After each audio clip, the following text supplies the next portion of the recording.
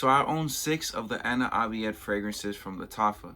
Here's my ranking from worst to best. Now disclaimer, this is my personal opinion and most of these are feminine leaning regardless. I don't wear them myself, but this is a ranking based on how I personally would think if I smelled it on somebody else or smelled it in general. So with that being said, we're going to start with my personal number 6. We have Ana Abiyedh Poudre. Poudre I'm just not a fan of in general. I just get a sense of powderiness.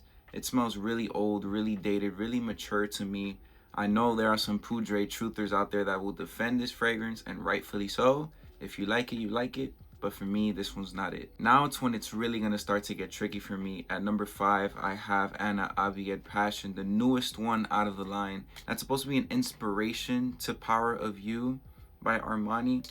Yeah, this one is like a fresher take on the DNA. It opens up with a more watery aspect to that passion fruit, but then as it dries down, it gets to a really sweet, thick vanilla, which I like this, just not more than any of these other fragrances. Now, at number 4, I'm gonna have to go with one that I personally wore for a while. This is Ana Abiyedh White. This is in no terms a bad fragrance at all. I just grew tired of it. This is that herba pura, fruity type of DNA, but with a little bit more musk, which I like more than the original. But as this one has started to mature for me, it's just smelling sweeter and sweeter and a little bit more unwearable for me.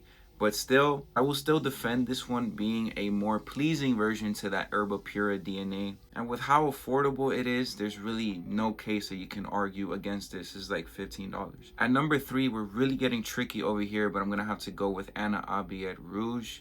I really like this one because this is my favorite interpretation to that Baccarat Rouge 540 DNA. It's the least harsh. You really feel that ambroxan or ambergris, whatever it is that makes Baccarat really alcohol-y.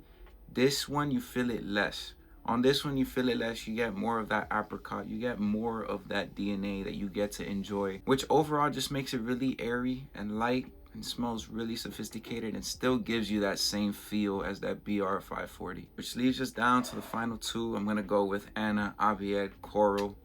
This stuff is really good. Think of a nice juicy watermelon that's cool, crisp for the summer, that feels so refreshing, but has a dry down of like a sweet floral, a little bit of a praline type of aspect to this. This is just a fragrance that is just so smooth. I keep just coming back to just to smell it. This one's just well done, super smooth, and honestly there's not really much I could say about it to critique it. Which leads me to the number 1, last but not least, the gold medalist, Ana Abiyedh Scarlet.